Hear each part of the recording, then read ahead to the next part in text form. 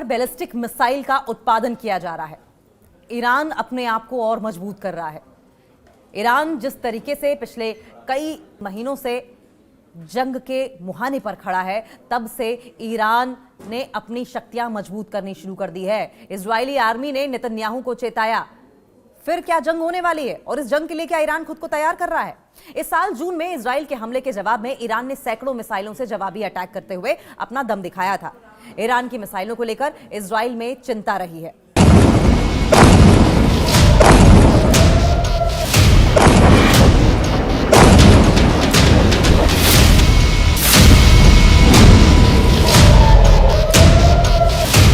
Israel की army यानी कि आईडीएफ ने दावा यह किया है कि ईरान ने बड़े पैमाने पर मिसाइल्स का प्रोडक्शन शुरू कर दिया है, मिसाइलों का उत्पादन करना शुरू कर दिया है। आईडीएफ ने देश की संसद में यह बात कही है। इजराइल और ईरान के बीच इस साल जून में 12 दिन का भीषण सैन्य संघर्ष देखने को मिला था। 12 दिन तक लगातार जबरदस्त लड़ाई चलती रही और इस दौरान ईरान की मिसाइल फैसिलिटी को इजराइल ने निशाना भी बनाया था। हालांकि अब इजराइल को लगता है कि ईरान की मिसाइल बनाने की क्षमता पहले जैसी हो गई है।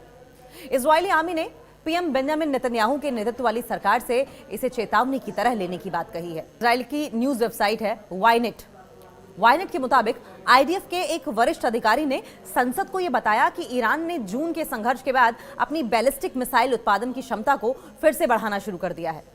इजरायली सैन्य अधिकारी की ओर से यह जानकारी ऐसे समय में आई है जब ईरानी नेवी ने फारस की खाड़ी में बड़े पैमाने पर मिलिट्री ड्रिल की है, बड़े पैमाने पर अभ्यास किया है और इस अभ्यास में बैलिस्टिक क्रूज मिसाइलें, ड्रोन भी शामिल किए गए। ईरान ने सार्क देशों के साथ भी बीते हफ्ते सैन्य अभ्यास किया है।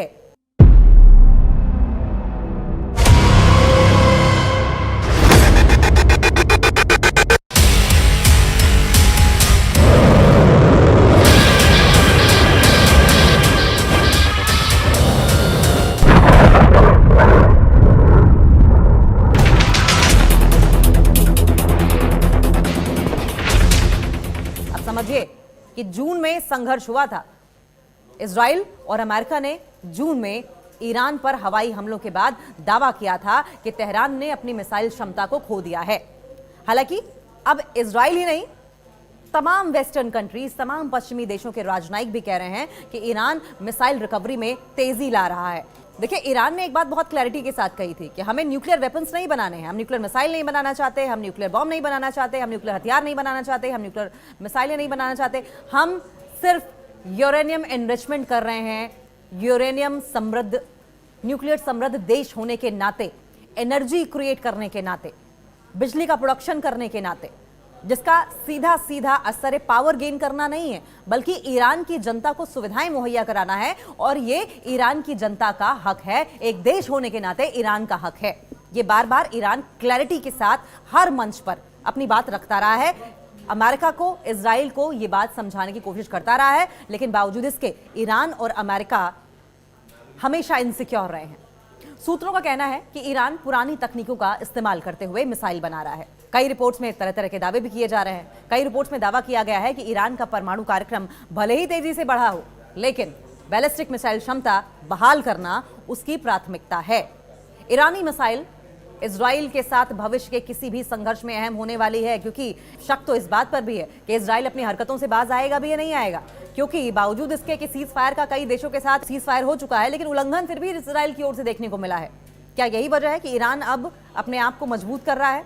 ईरान से टकराव के अंदेशे को देखते हुए आईडीएफ और बेंजामिन नेतन्याहू की सरकार में इस वक्त चिंता है। ईरान से डरी हुई है इजरायली सेना, बेंजामिन नेतन्याहू डरे हुए हैं।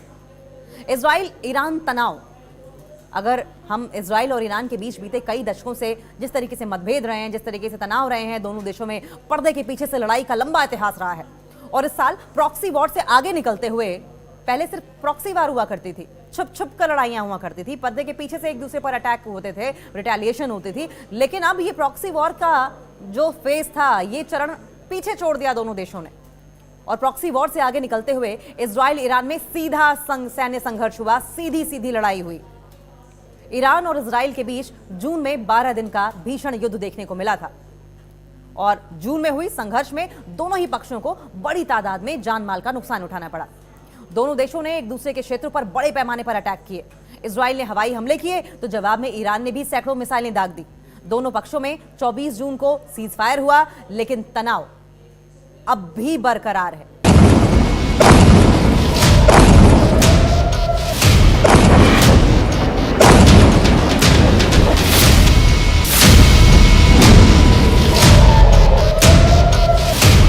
और ये तनाव कब तक रहेगा? क्या ये तनाव आगे चलकर और भीषण जंग में तब्दील हो जाएगा? ये बहुत बड़ा अंदेशा है जो तमाम देशों की ओर से और खासकर ईरान और इजराइल भी जता रहे हैं।